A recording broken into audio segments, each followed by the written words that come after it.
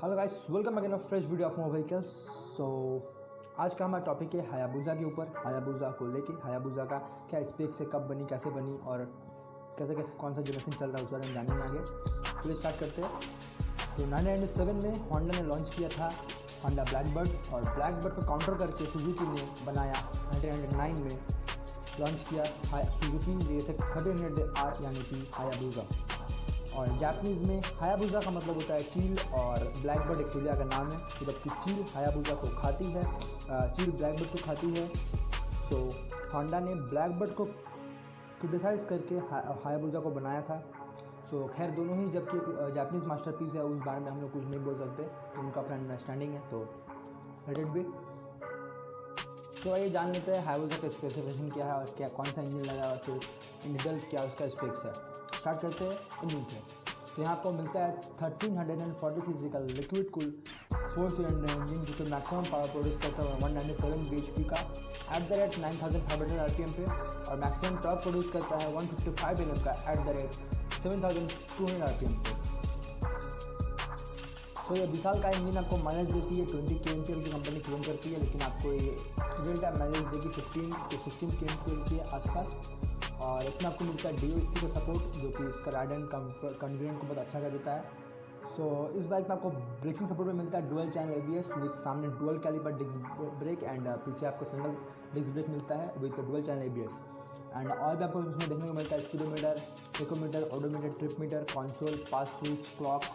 Additional features में आपको मिलता है Suzuki drive mode, select drive train मिलता है आपको इसमें, और पैसेंजर फुट रेस्ट भी आपको मिलता है इसमें, जबकि आप चाहे तो ट्रेन लगा भी सकते हो, हटा भी सकते हो, आप पे डिपेंड करता है। और कंपनी इसमें मैक्स स्पीड क्लेम करती है 312 kmph के आसपास, जो कि एक ह्यूज स्पीड है एक्सो बाइक के लिए।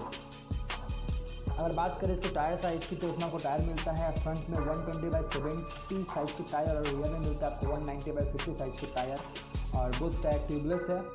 सो सुजुकी हायाबुसा का ये चल रहा है सेकंड जनरेशन। कंपनी बहुत जल्दी थर्ड जनरेशन लॉन्च कर देगी। अगर बात करें फर्स्ट जनरेशन की, तो फर्स्ट जनरेशन कंपनी ने लॉन्च किया था 1999 को, और वो चला 2007 तक, और 2007 के बाद कंपनी ने सेकंड जनरेशन लॉन्च किया था, जो अब तक चला आ रहा है। इसके बाद कंपनी बहुत जल्दी लॉन्च कर देगी सुजुकी हायाबुसा का थर्ड जनरेशन। तो देखते हो कब लॉन्च होता है, उसमें क्या कंपनी चेंज करती है। जबकि ये क्लासिक आइकॉनिक सुपर बाइक है, तो मुझे इसका जो बेसिक जो लुक है वो मैं पर्सनल ओपिनियन से बता रहा हूँ, मुझे काफ़ी पसंद है। इवन मुझे नहीं, जो भी एक सुपर बाइक लवर है वो इस बाइक को नापसंद कर ही नहीं सकता, क्योंकि इस बाइक में जो फीचर्स है, जो लुक है, क्योंकि इसका डिजिटल अभी तक इसका जो कंसोल पैनल है, स्पीडोमीटर, टेकोमीटर, वो अभी तक आप देख सकते हैं। जैसे कि इसमें आपको एनालॉग देखने को मिलता है, डिजिटल अभी भी नहीं है। तो उसमें एक क्लासिक और एक सुपर बाइक का जो फील है स्पीड का, वो आपको देखने को मिल सकता है। अच्छा रेशियो है इसमें। सो वेट करते हैं हम लोग बहुत जल्द थर्ड जनरेशन के लिए। जापानीज़ मास्टरपीस का अगर प्राइस की बात करें, तो इसमें आपको एटलीस्ट 14 लाख के आसपास मिल जाता है ये एक शोरूम। बाकी आपको स्टेट सिटी का वाइज आपको चेक कर लेना पड़ेगा। सो इस जापानीज़ मास्टरपीस अब तक की सबसे फास्टेस्ट सुपर बाइक थी till Kawasaki Ninja H2 launch होने से पहले तक, लेकिन अब सबसे फास्टेस्ट सुपर बाइक है कावासाकी निंजा H2R, जो कि एक रोड इलीगल वर्जन है। और बात करें हायाबुसा की कंप्यूटर की, तो हायाबुसा कम्पीट करता है कावासाकी निंजा H2 से, Kawasaki Ninja ZX 14R, Yamaha YZF R1, अभी बहुत सारे मॉडल्स हैं। तो कैसा लगा आज का हमारा ये वीडियो, हमें कमेंट में ज़रूर बताना, और वीडियो को लाइक करना, चैनल को सब्सक्राइब करना।